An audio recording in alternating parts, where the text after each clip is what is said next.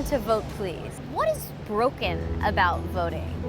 Young people have moved online, but the systems to help people register to vote and to vote themselves haven't. So people are still stuck working with paper systems where they're printing things out, then mailing them in. So if I'm going on the site, what does it look like? Take me through the features and kind of what you can do. So we guide through all the steps that you need to get ready to vote. The first one is to check your registration and make sure that your information at the state has up to date. If it's not, or you're not yet registered, then we'll help you register.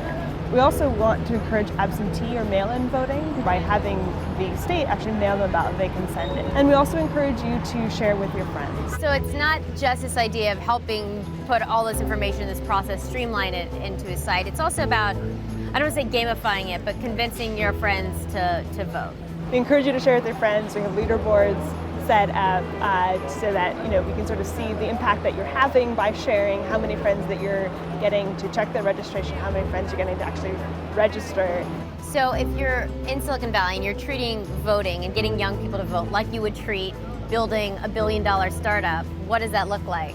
What building a startup looks like is getting a lot of user feedback, iterating on product very quickly to optimize those experiences, and that's what we're doing here. You are offering financial incentive to pay attention to these issues, to understand the voting process. Talk me through that.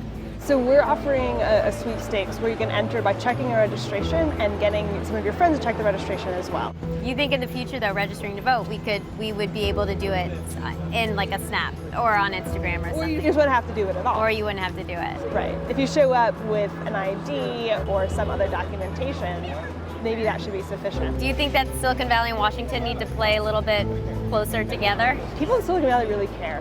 We see a lot of these issues, and I think we can use tech as a tool to help solve these problems.